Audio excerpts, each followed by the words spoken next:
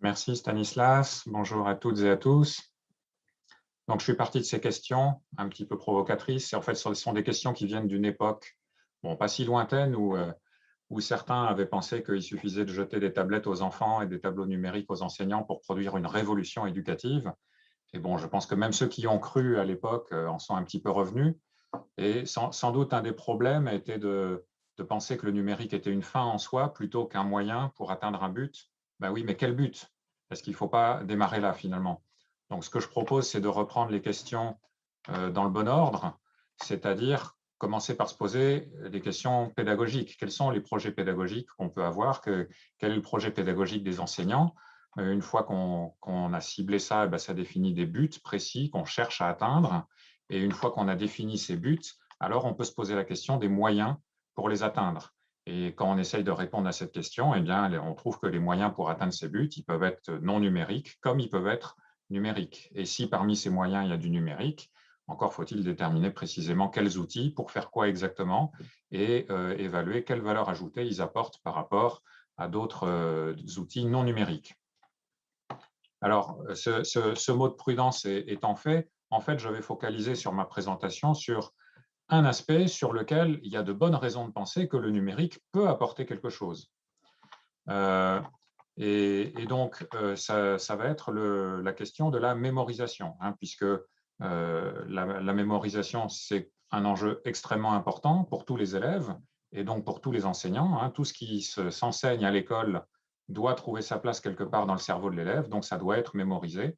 Donc, ça concerne absolument tout le monde. Et aider les élèves à mieux mémoriser ce qu'on enseigne à l'école, c'est évidemment fondamental. Je pense que cet objectif pédagogique, qui est d'aider les élèves à mieux mémoriser, c'est un objectif pédagogique qui peut tirer parti du numérique. Alors, on va voir comment, dans quelles conditions. Alors, je vais commencer par vous rappeler quelques résultats scientifiques assez fondamentaux, qui ont déjà été largement discutés dans des conférences précédentes, donc je vais passer dessus un petit peu rapidement, mais juste pour vous rappeler les bases.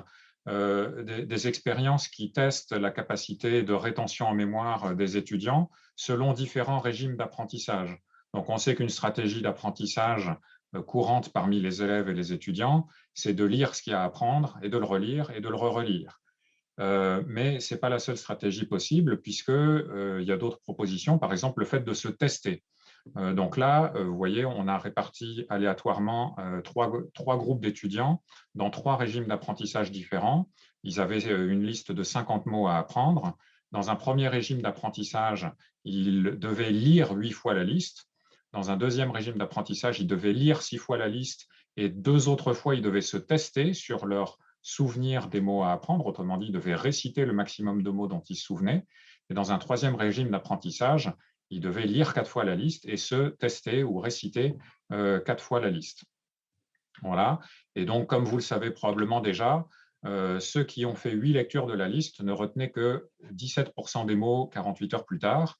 Ceux qui ont fait 6 lectures et 2 tests retenaient 25% des mots, et ceux qui ont fait 4 lectures et 4 tests retenaient 39% des mots. Alors même qu'ils avaient passé exactement le même temps dans la phase d'apprentissage. Donc, on voit que ça fait des différences très importantes. Remplacer des lectures par des tests, ça fait des différences très importantes. Ça peut plus que doubler la quantité d'informations qui est retenue en mémoire. Voilà un premier résultat qui sort de la recherche en psychologie que tous les enseignants devraient connaître parce que ça a un impact immédiat sur la manière dont on peut aider les élèves à mieux mémoriser. On appelle ce phénomène l'effet de test ou l'effet de récupération en mémoire, parce que finalement, ce qui compte là-dedans, c'est de devoir faire l'effort de récupérer l'information en mémoire par rapport à une situation où on est beaucoup plus passif, c'est-à-dire qu'on lit ou qu'on regarde une vidéo, par exemple, ou qu'on écoute l'enseignant. Et donc, cet effort de récupération en mémoire, ça peut s'obtenir par la récitation, par le fait de répondre de manière ouverte à des questions, par le fait de répondre à des QCM ou par le fait d'utiliser les connaissances dans des exercices ou activités pédagogiques. Donc, on peut mettre à profit cet effet de récupération en mémoire par toute une gamme d'activités pédagogiques. Alors, une autre question qui se pose souvent, c'est, étant donné un temps limité qu'on peut consacrer à l'apprentissage et aux révisions, comment est-ce qu'il vaut mieux le répartir dans le temps, étant donné une certaine échéance, un contrôle ou un examen à passer à telle date. Et donc, en psychologie, il a souvent été comparé deux régimes d'apprentissage, un apprentissage massé où on essaye de tout réviser en une seule fois, et un apprentissage distribué où, au contraire, on étale le même temps d'apprentissage, mais dans le temps. Donc là, à nouveau, avec des mots à mémoriser, en l'occurrence des mots espagnols dont il fallait connaître la traduction en anglais, ou plutôt le contraire. Et à nouveau, 6 sessions d'apprentissage qui étaient soit espacées de quelques secondes, autrement dit, il passait toute la liste de mots et puis après, il recommençait immédiatement, 6 fois de suite, soit espacées de 1 jour à chaque fois, donc du coup, la phase d'apprentissage s'est étalée sur 6 jours, soit espacée de 30 jours, autrement dit, la phase d'apprentissage s'est étalée sur 6 mois. Et ensuite, un dernier examen final qui se produisait 30 jours après la dernière session d'apprentissage. Et là, ce qu'on voit, donc là, vous voyez le nombre de mots retenus dans chacune des sessions d'apprentissage. Et donc, ce qu'on voit, c'est que lorsque on est dans l'apprentissage massé, c'est-à-dire que les sessions d'entraînement ont été espacées, ont été faites juste à la suite les unes des autres, c'est la courbe en noir. Autrement dit, on atteint très vite un très bon niveau de performance parce qu'on est en train de surapprendre dans un temps limité. Et donc, évidemment, au bout de 2-3 répétitions, on atteint 90% de rétention des mots. Alors que lorsqu'on est retesté la deuxième fois une journée plus tard, 24 heures plus tard, eh ben, on ne se souvient plus que de 50% des mots. Et puis encore 24 heures plus tard, alors là, on récupère un petit peu, on atteint 80% et on atteint le plafond à peu près au bout de 4 jours. Et lorsqu'on a espacé les sessions d'entraînement de 30 jours, alors là, évidemment, c'est beaucoup plus difficile pendant l'apprentissage parce que vous imaginez, 30 jours après le premier passage, ben, vous avez oublié quasiment tout. Et puis, 30 jours encore plus tard, ben, comme vous avez eu 2 sessions d'apprentissage, ça récupère un petit peu, ça augmente, mais on voit que vous atteignez un bon niveau de performance beaucoup plus lentement. Mais maintenant, ça, ce sont les sessions d'apprentissage. Ce qui est intéressant, c'est de voir ce qu'il en est dans l'examen final qui se situe encore 30 jours plus tard. Et dans cet examen final, vous voyez que les performances s'inversent, c'est-à-dire que les gens, donc les points noirs qui ont appris de manière massée vraiment 6 sessions les unes après les autres, 30 jours plus tard, ben, en fait, ils ont beaucoup perdu et ils reviennent à un niveau assez moyen de 70%. Alors que ceux qui avaient étudié de manière espacée avec 30 jours d'écart à chaque fois, ils ont eu beaucoup de mal pendant l'apprentissage, mais ils continuent à apprendre et en fait, un mois plus tard, ils ont encore amélioré leur performance et c'est eux qui ont la meilleure rétention en mémoire à long terme. Donc, on voit que le même temps consacré à l'apprentissage, selon qu'il est massé en une seule période ou au contraire beaucoup plus étalé dans le temps, eh bien, il va produire des effets différents sur la rétention en mémoire à long terme. Et donc, on voit qu'on a intérêt à étaler autant que possible les sessions d'apprentissage, si on vise une rétention à long terme, ce qui est quand même en général le but à l'école. On n'apprend pas juste pour le contrôle de la semaine prochaine. Voilà, et c'est un effet qui est assez important et qui a été bien répliqué dans des méta-analyses. Un troisième effet que je vais vous expliquer rapidement, c'est, on en a déjà parlé, l'effet du feedback, c'est-à-dire est-ce qu'on renvoie à l'élève un retour d'information sur sa performance. Est-ce qu'il a répondu juste ou est-ce qu'il n'a pas répondu juste? Et là, à nouveau, donc c'est à nouveau une expérience un petit peu de laboratoire dans laquelle il faut mémoriser un nombre d'informations maximales.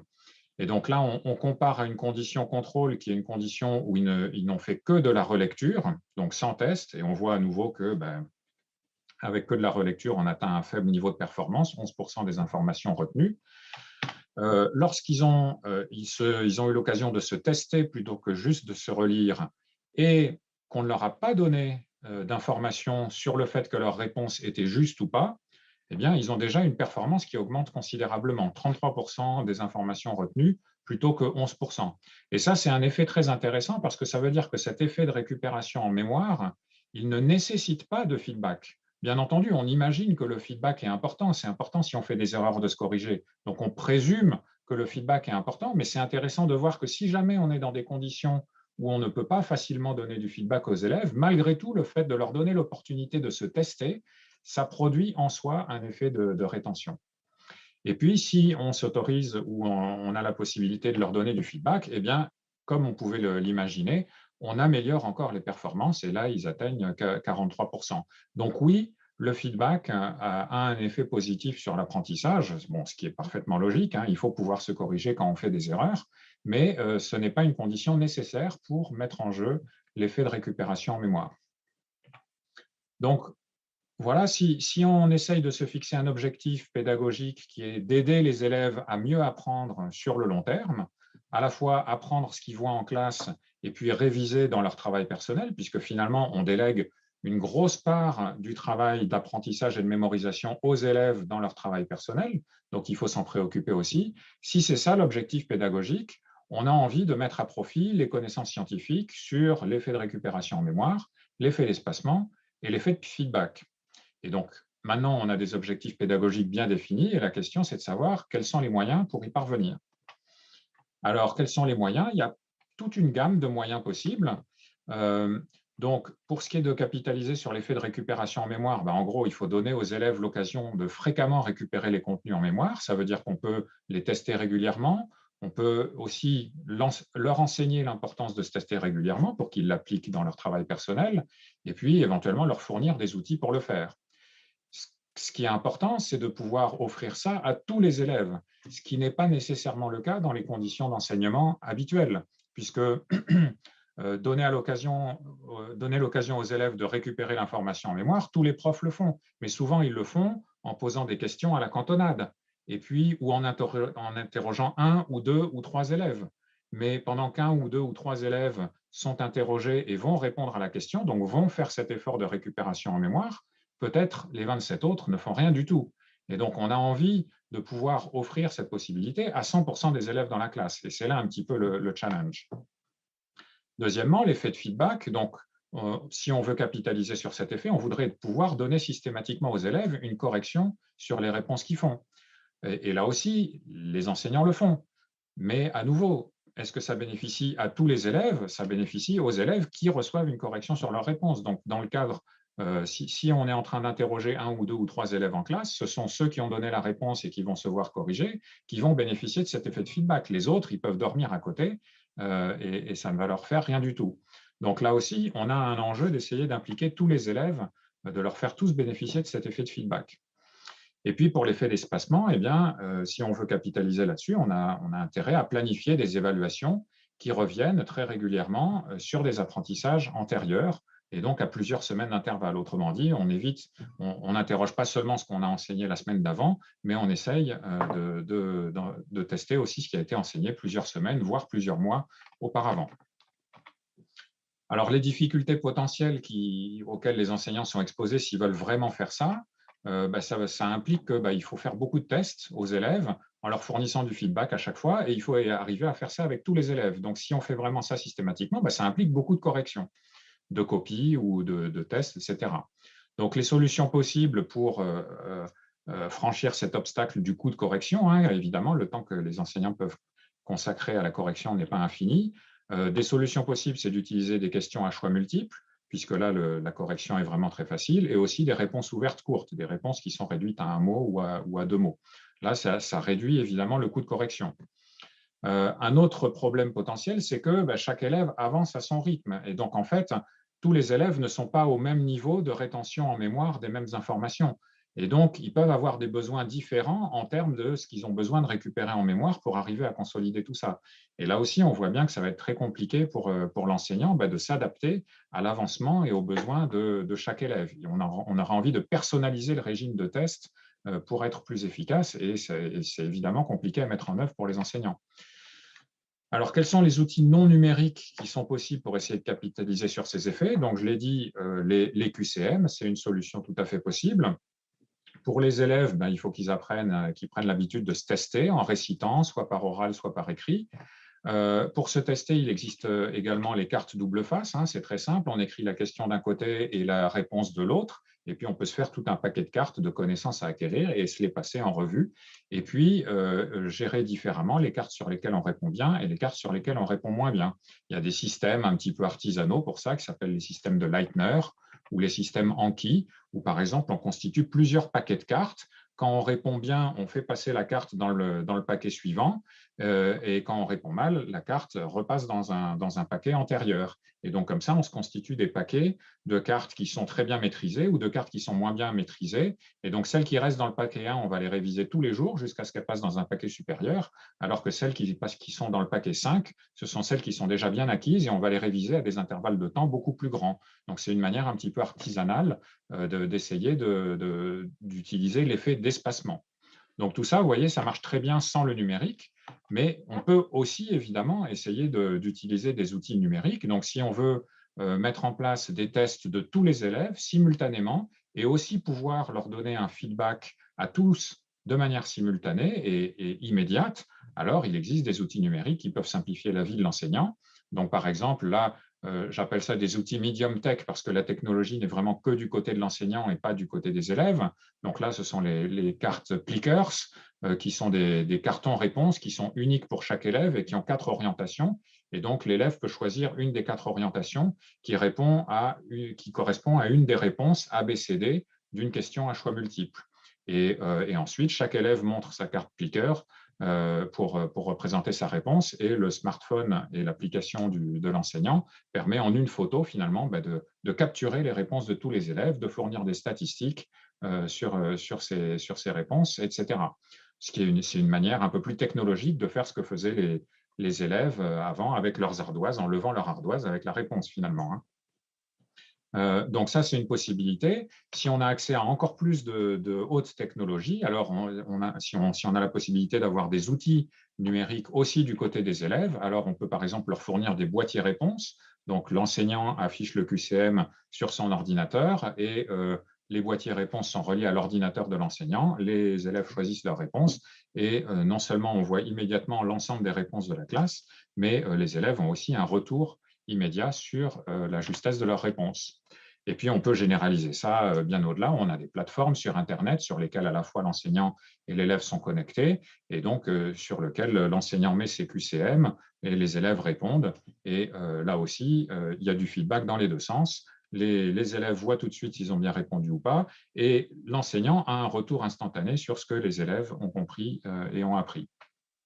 Donc, j'en ai cité quelques-uns, mais il y en a bien sûr bien d'autres. Il s'en crée un par jour en ce moment. On peut aussi utiliser le fait que les téléphones mobiles sont très répandus pour permettre aux élèves de répondre sur téléphone mobile. Il y a des systèmes aussi pour ça. Donc voilà, il y a plein de systèmes très pratiques qui permettent de faire des quiz finalement en temps réel dans la classe et donc de faciliter l'usage des tests, l'usage très régulier, très systématique des tests, plusieurs fois par heure de cours potentiellement. Et pour ce qui est des révisions des élèves en autonomie dans leur travail personnel, il existe aussi des outils sur Internet comme Quizlet ou Anki qu'ils peuvent utiliser pour créer eux-mêmes leur liste de questions et de réponses. Et puis le logiciel va les mélanger, les sonder et puis va aussi leur fournir un programme d'apprentissage qui va tenir compte de leurs propres bonnes et mauvaises réponses et qui va aussi essayer d'étaler dans le temps les révisions. Voilà, alors après, est-ce que ça marche tout ça? C'est bien de faire des préconisations, mais est-ce que ça marche? Donc, il y a eu des expériences là-dessus. Donc, je vous en montre une qui a été faite sur des élèves de 6e en cours d'histoire géo et avec des tests au début et à la fin de chaque cours en utilisant des boîtiers réponses. Et puis, à la fin, un contrôle en fin de chapitre et un contrôle général en fin de semestre.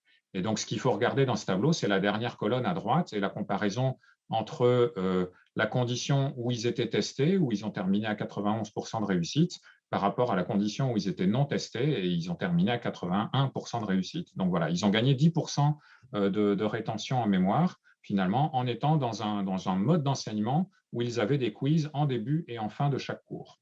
Donc ça, c'est quand même intéressant à connaître.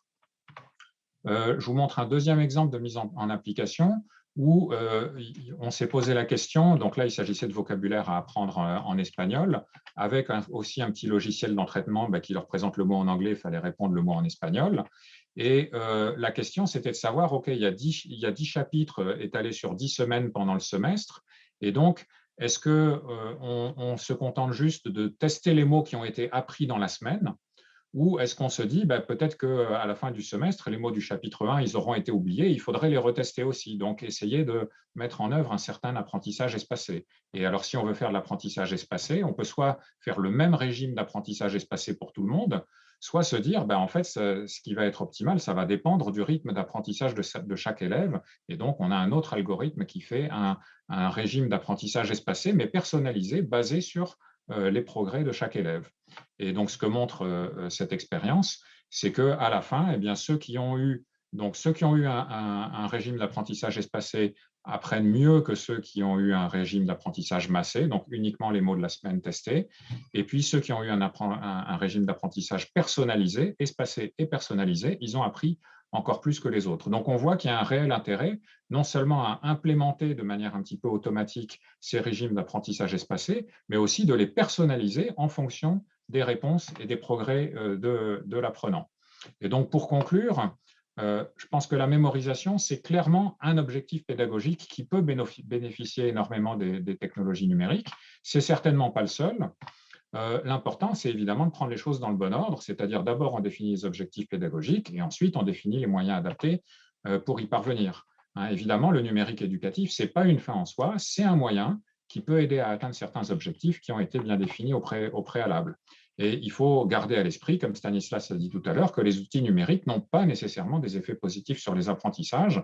Parfois, ils ont des effets nuls et parfois, ils ont même des effets négatifs, donc moins bons que l'enseignement classique. Donc, il est important de le savoir. Et si on veut savoir finalement quel est l'effet des outils numériques, la seule manière, c'est d'expérimenter rigoureusement, comme dans les expériences que je vous ai montrées, pour évaluer concrètement l'effet de ces outils numériques. Voilà, je vous remercie pour votre attention. Merci beaucoup, Franck Ramu, de cet exposé. Donc, sur la question de la mémorisation, on peut dire qu'il y a déjà beaucoup de données. Est-ce qu'il y a des questions parmi les panélistes ou peut-être parmi les auditeurs pour Franck? Moi, j'ai peut-être une question. Est-ce que ça fonctionne dans tous les domaines et en particulier, est-ce qu'il y aurait déjà, et ce serait intéressant, je pense, pour les enseignants qui nous écoutent, des bibliothèques dans le domaine des mathématiques en particulier pour permettre de réviser, ou est-ce que ce serait intéressant de créer des bibliothèques qui permettent aux élèves de s'entraîner sur le programme successif, année après année? Alors, des bibliothèques, il en existe. Après, ça dépend un petit peu des outils qu'on utilise. Mais par exemple, je montrais deux outils qui peuvent être utilisés par les élèves pour réviser, donc Quizlet et Anki. Et en fait, ce sont des systèmes collaboratifs, c'est-à-dire qu'une fois qu'un élève a constitué une liste de questions et de réponses dont il a besoin pour son propre apprentissage, il peut choisir de le partager, soit avec tous les camarades de sa classe ou de son école, ou soit avec tous les élèves du monde entier. Et c'est comme ça que sur ces sites, on se retrouve avec énormément de listes, donc des bibliothèques effectivement de questions et de réponses sur un peu tous les sujets et dans différentes langues. Donc oui, il existe déjà beaucoup de telles bibliothèques sur ces sites web particuliers. Et évidemment, après, ça va être un petit peu spécifique à l'outil qu'on utilise.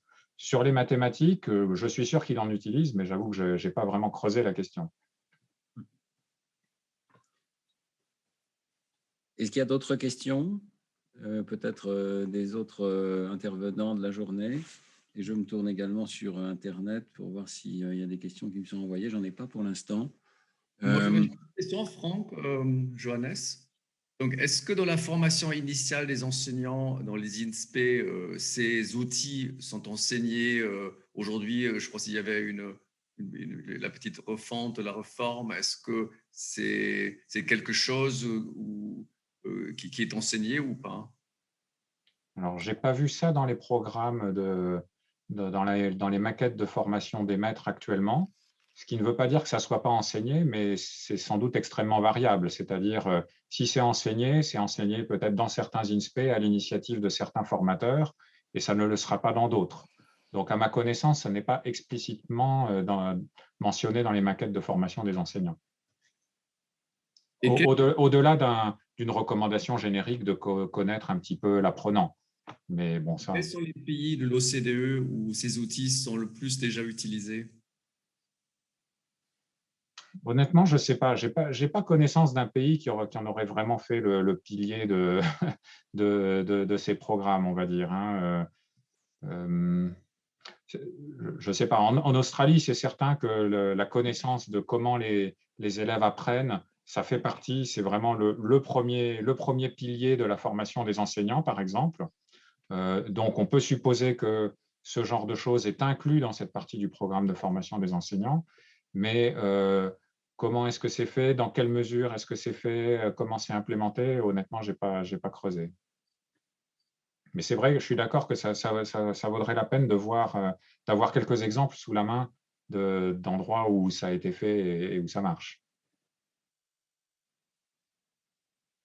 Je reviens peut-être à ma question précédente parce que il me semble que de la même manière qu'il y a des banques d'examen maintenant pour les enseignants, je me demande si ce ne serait pas intéressant d'avoir des banques de révision à destination cette fois-ci des élèves qui leur permettraient à n'importe quel moment, en suivant le programme, d'avoir accès aux fiches les plus utiles pour s'auto-tester. Est-ce que c'est quelque chose qu'on pourrait envisager au sein de l'éducation nationale française ou qui existe peut-être dans d'autres pays? Une banque officielle de révision, oui, oui, ça serait pas idiot. Je pense que ça fait partie des pistes à étudier.